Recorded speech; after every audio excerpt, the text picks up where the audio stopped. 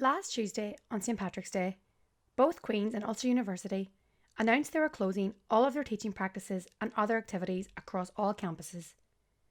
This is until further notice in light of the current coronavirus pandemic. Both institutions have put their teachings online, with cafes and sports facilities also closing. Queen's more recently stated it has cancelled all exams due to go ahead on campus this summer. The university said it would arrange alternative ways to assess students instead. Combined with 2 rounds of staff strikes across the universities in this academic year alone, many students are worried about how their overall degree is going to be affected amidst so much disruption. I spoke with Niamh McLaughlin about how the change has impacted and is continuing to affect her. She is currently studying a 1-year master's course in media and broadcast production at Queen's. Yeah, it is really frustrating, especially whenever you're paying $6,000 of your own money for a master's, and obviously there's nothing, I can't put any blame on my university for coronavirus outbreak, but whenever it comes to things like strikes and all, that's to do with the powers above in university management. So the fact that there was a strike in the first semester was pretty bad enough, but the second semester it was just this is unbearable because I went straight from undergraduate of 3 years, which I'd already experienced a strike in my second year, and I was really fearful when it happened during my master's because in second year it really did take a toll on my mental health. I'm one of these people that I need a regular routine. I need to know where I'm at on a Tuesday at 2 o'clock. Do you know what I mean? I work clockwork, so it really did affect my mental health. And then in undergraduate, but it wasn't too bad now with masters and stuff because I kept myself busy and I just took on overtime. But then whenever it kind of went from it's a strike, but here you're back for 2 weeks and then you're off because of coronavirus, it was just oh my goodness. But they keep saying you will not be academically hindered, or some along those lines. Keep saying this, just repeating it constantly, but it's but we already are anyway due to the strike. So why couldn't you have just online taught during the strike or something? It's just a really frustrating situation. So, are you not gonna be able to have your graduation then?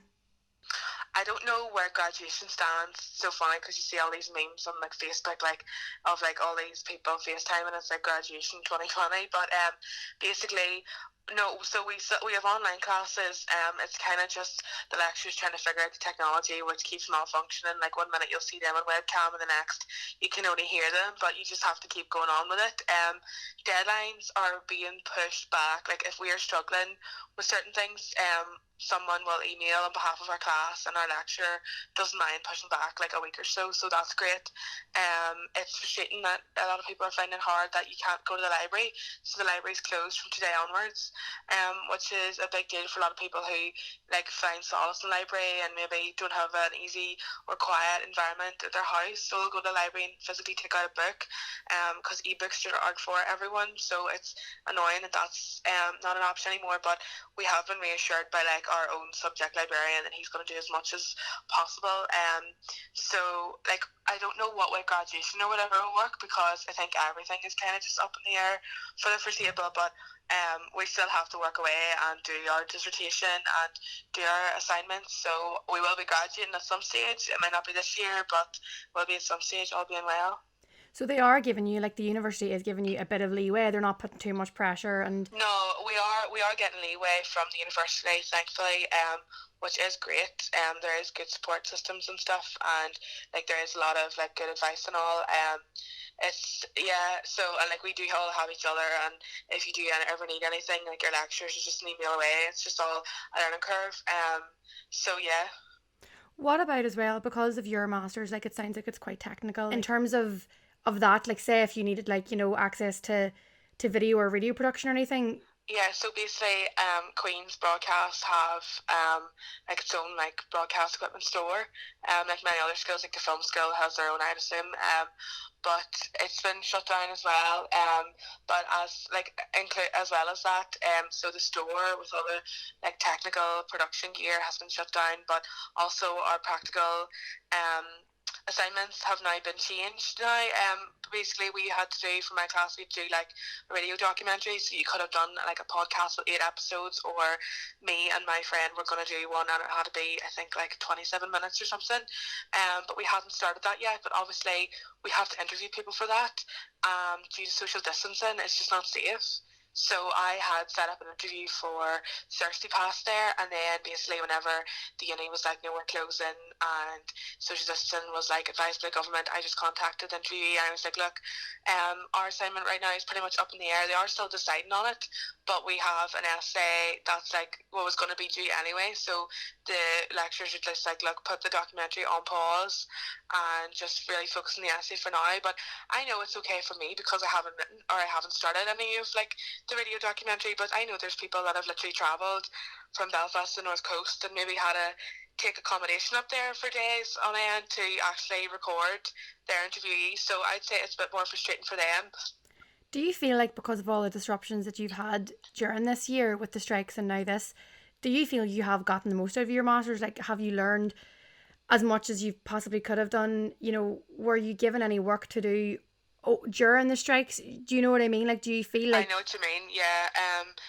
I don't know, it kind of depended on like who the lecturer was. So I remember going in there, I think it was something like, I think it was like the week of Valentine's. So Valentine's was on the Friday, but this was the Tuesday. So the week of Valentine's, it was on the Friday, and our class on the Tuesday. Our lecturer literally just turned around and was like, "Yeah, so our next class won't be till the 24th of March due to Easter holidays and the strike." And it was kind of like, um, when your like assignments are due, you just work away on your documentary and your essay. And then for others, maybe the lecturer did strike action 2 weeks in a row, but he would tell us when he was striking, so like it didn't really disrupt us if we were traveling to class. But then he was just like, look, this isn't fair news, because if I strike now, then I'm just gonna have to put the class on later, so I'm just gonna continue on.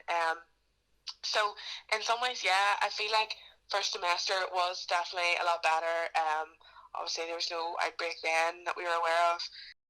So first semester was definitely not better. Yes, there was strike action, but it wasn't going hand in hand with worldwide viral outbreak. Um, I feel like I did learn a lot from my masters, perhaps not as much as I would have liked, but I definitely did. I remember thinking one day, like, oh, like I remember whenever I was doing my undergraduate, I was like, this is the best thing ever. Like, I'm learning so much. And then I came into my masters and I was like, oh my goodness, there's so much I still don't know. And I like picked up more in my master's year than I did in the 3 years of my undergraduate, like without a doubt. So I would still say that I have got stuff out of it. Have I got what I've paid for out of it? That's definitely questionable. I know a lecturer of ours advised us at the start of this semester to like contact the I don't know if they're Student Finance or Queen's Finance themselves about a partial refund, because we had missed out on like a quarter of the a quarter of the academic teaching year alone with the first strike. So yeah, it's definitely something I'll be looking into, because Student Finance only pays a certain amount of your masters. So I think it's like something like £5,500, and that's to do with the fact that the Northern Ireland government wasn't sitting for 3 years, and so student finance couldn't exactly put every master's like loan up for another £500. So Queen's Finance had kept emailing me repeatedly, like, you owe us whatever £500. I'm just like, well, I don't have that. So obviously all debt has to be cleared with university before graduation, whenever that will be. But I will be in contact with them, just be like, look, I didn't get what I exactly paid for, and it's probably mostly due to strike action. So can we kind of knock that bill off for a bit, or for the foreseeable? So yeah.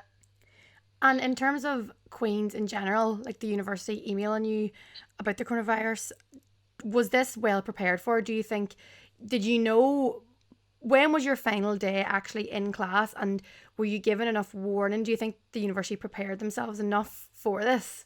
So basically, my final day of teaching was the day after it had came out on social media. Like Queen's Facebook had been like, one student has tested positive for the coronavirus, but they have been isolating. And then it was the whole like Stephen Nolan showing that Queen's was going under like a deep cleanse. We were told that apparently the deep cleanse was already organised, pre-outbreak or whatever. I don't know how true that is. So yeah, I definitely was anxious going to class the next day. There was a lot of people absent. I know there's people that are like on immunosuppressant medications. They weren't there, but everybody was like well excused, and obviously everything was understood. Two international students had face masks on them, which was honestly really scary to have that in your class. I don't know. I think that if my work had two outbreaks of coronavirus, God forbid, it would have to just shut down. Like, it's too much of a risk. There's too many people in and out on a daily basis, and that's like a big shop. So for a literal like university building, which is so massive, like you can only clean so much. Do you know what I mean? You're always going to miss a spot. So although that person was said to be isolating already before they tested positive, I think that Queen's should just shut down immediately. Like, this is 2 weeks to 3 weeks later now.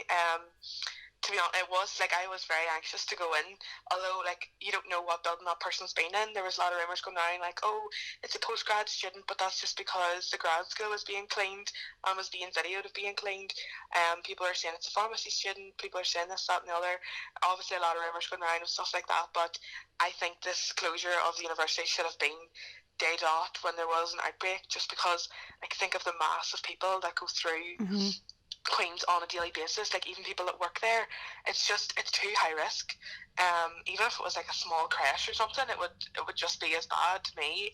Regarding communication from the university, been kind of mixed. Like, I honestly, I'd be seeing things in the media from my own university before I'll get emailed about them. Now, somebody did say to me that's because it takes 2 or 3 days for Queen's emails to go out to all students, but there's emails that I still haven't received about university closure, or like I found out about the outbreak on Queen's Facebook page because people were sharing it. Definitely a lot more can be done. I feel like as a student and someone who is paying for an education at the university, students should know everything first. So I shouldn't have to read about Queen's closing on BBC News. Do you know what I mean? It's just like, surely I should have priority over this information rather than like my mum or dad who just know that I go there. So yeah, there's things like that. Yeah, I think communication is key, because even like a lot of my course directors, conveners, lecturers, there's like miscommunication between them, and like we kind of have to communicate between them and stuff, or like CC them and emails with each other. But we're getting around that now. I've definitely made more progress this week on that, because a lot of stuff's still up in the air. But I don't know, I think like Queen's closing and stuff was a bit like too little too late, and there was just like a lot of mixed messages coming out before they actually did close. It was like, if you're not a Northern Ireland student, like if you're an international student, you can go home, it's fine. Or if you're from the south, you can go home. But it's like, okay, well, what about Northern Ireland student? Like, are we just gonna stay here and potentially come into contact with a surface that has like been infected by the virus? You know, it's scary. I think when it comes to things like that, like you think of universities that have God knows how many thousands of students in and out on a daily basis, big things like that should shut down automatically. Although halls of residence provided by Queen's will remain open, the university has said that any student can terminate their contract at no financial penalty. A spokesperson also said that a student hardship fund is available for students, including those living in private accommodation, who also need support. Meanwhile, the Ulster University Students' Union has called for greater support for students leaving halls. If you have been affected by coronavirus in any way, let us know. I'm Niamh Campbell for Blast 106.